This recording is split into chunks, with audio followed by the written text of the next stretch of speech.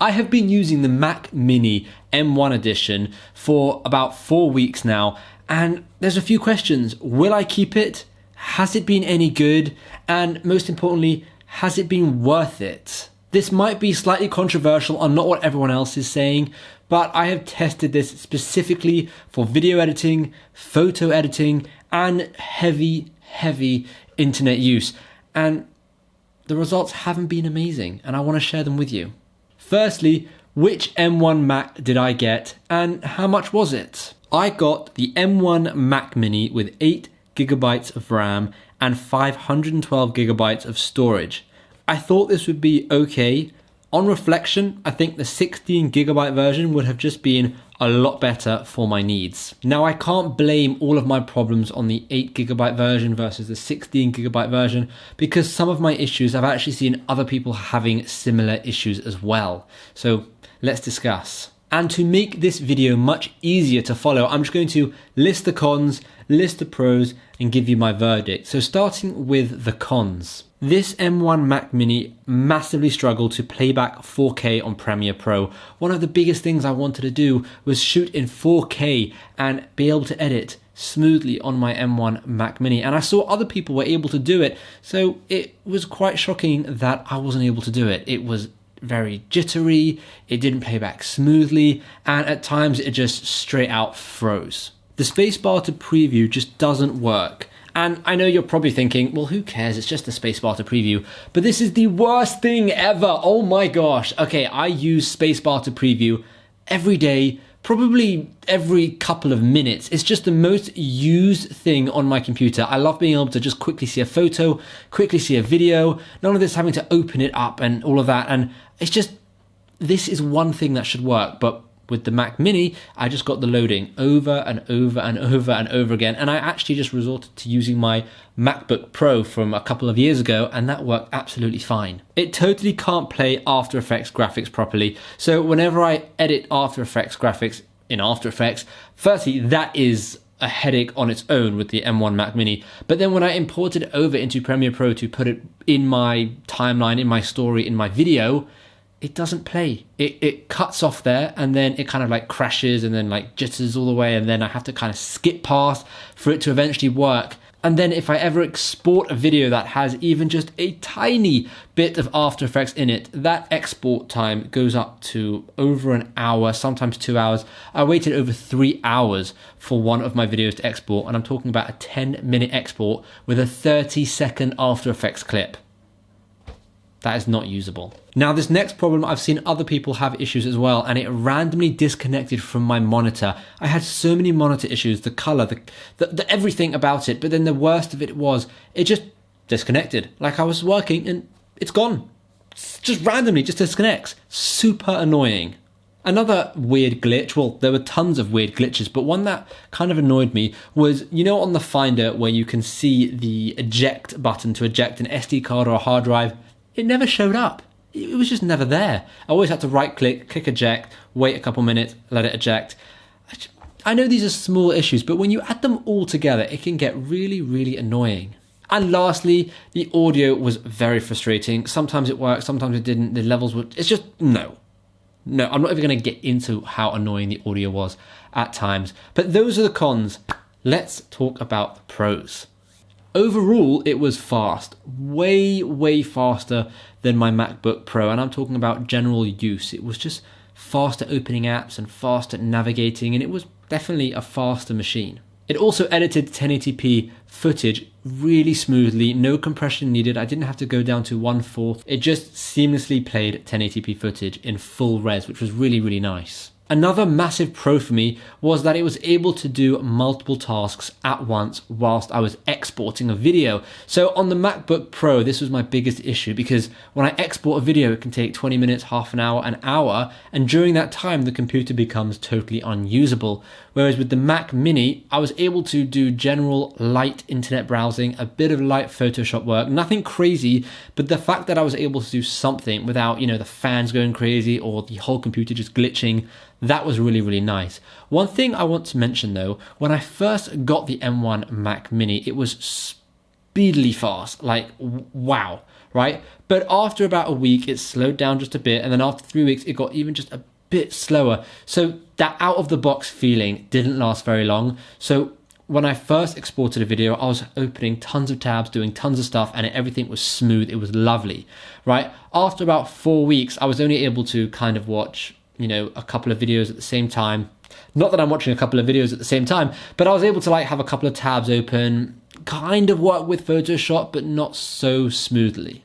Photoshop on its own was also a lot faster, so that was quite nice, seeing as I use Photoshop nearly every single day. Browsing the internet was also blisteringly fast.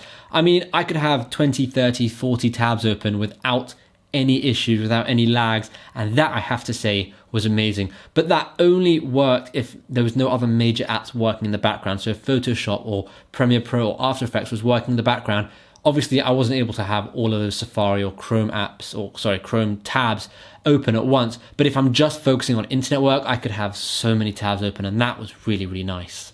It's very normal for me to have Adobe Premiere Pro, Adobe Photoshop, Audition, Illustrator, all of these different Adobe programs all open at the same time, because that is how I tend to work. And I know what you're probably thinking. You're probably thinking, well, Shimmy, if you have all of these Adobe programs open at the same time, then why the hell don't you just go and get yourself a PC? And I completely agree. I, in fact, bought a PC a couple of years back, a proper powerhouse monster gaming PC, which I'll happily do a video on if that's something you want to see, so let me know in the comments. But I bought that PC, and I actually recently sold it just because I don't like the operating system of Windows one bit. Literally, I hate it so much, and I know this could divide this YouTube channel, all 40 something subscribers or something, whatever it is, but I can't stand Windows. I love the way a Mac works. I just love the simplicity of it, and the way it looks, and the way you just work through all the programs. And when I was using the PC, it was lightning fast, but the only thing I liked about it was using the Adobe programs, the Adobe suite. I hated everything else. So that's why I don't have a Windows computer. Now, if you wanted to see Geekbench scores, that's not what this video is. In fact, there are tons of videos on YouTube that will show you the Geekbench scores, but to be honest, I didn't think it was such a big deal or so important to tell you the Mac Mini scored 4,672. Like, it doesn't really matter when you think about it.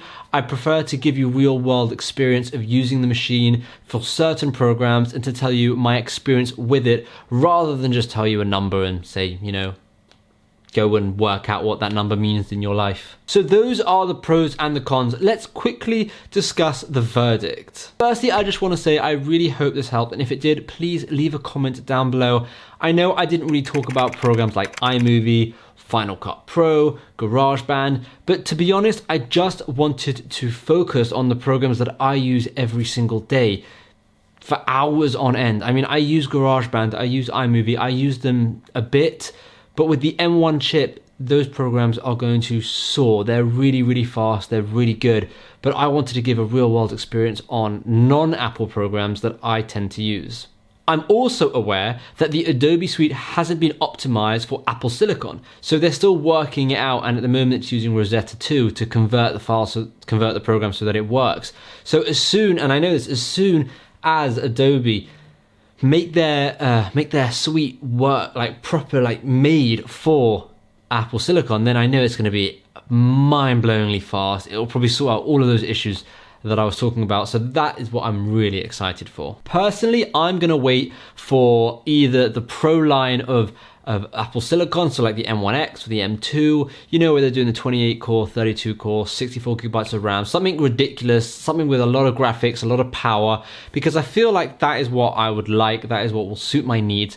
However, I don't know how long that's going to be, and a part of me wants the Mac Pro. I know the Mac Pro, the big tower, but it's so expensive. The only reason why I want it so bad is because it's future-proof. I'll be able to upgrade it for so long. I could easily have it for 10 or 15 years. In fact, I've still got the old one over there in the corner. You can't see it, but it's really cool. I think it's the 5.1 Mac Pro, and I think the getting the 7.1 Mac Pro, which is the latest one, would be an absolute game changer. So that's what I think I'm going to do, but I'm not entirely sure. It's just so expensive. Now, if you don't want to wait for the future Apple Silicons and you don't want to wait, and you don't want to spend a fortune on a machine, then maybe try getting the 16 gigabytes Mac Mini or the 16 gigabyte MacBook Pro or MacBook Air. But I feel like 16 gigs of RAM may just be slightly better. It may fix some of the issues I was having, but probably not. I don't know. I would say definitely try it out, and Apple do allow you to return it if you don't like it, you're not enjoying it, it's not working out to your needs. So definitely give it a go if you think you need something ASAP. I just want to add as well, after deciding to return this machine, I thought, okay, well now it's time that I have to restore it, delete everything on it so I can send it back. I don't want my information to be on it. And boy, was that a difficult experience. Oh my goodness me. Okay, so usually on a Mac, you just hold down, Command R, done. When you're turning it on, you hold it down and you can restore it. It takes about 5-10 minutes. Super simple, right? Really easy. With the M1 chip, that didn't work. You had to do this whole array of things, which also didn't work. So I called Apple, and I'm quite good at computers, so this usually should be quite easy. But I called Apple, and they were totally stumped on how to restore this machine. It got to a point where they were on the phone to me, telling me, put this line of code in the terminal in. And I was literally putting code in, and I'm like, mate, I don't know code. What am I doing here? And it was just a joke. It took, I think, 4 or 5 hours. Eventually, what happened was they went in, they tried to do it, they ended up deleting the bootable hard drive.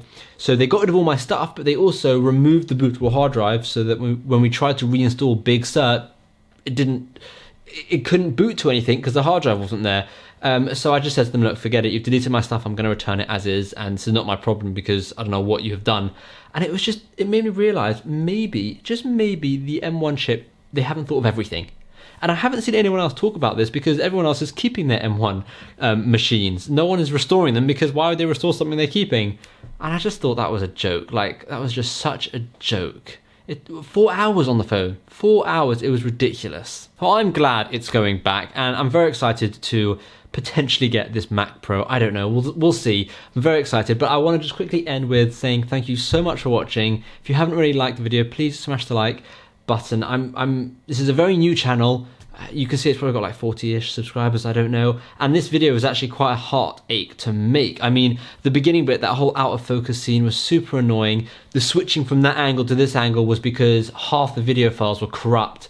So this one video has actually taken me way longer than expected to actually make. So if you do like it, please leave a comment, please like, and of course, if you're liking this channel, then please subscribe. Thank you so much for watching.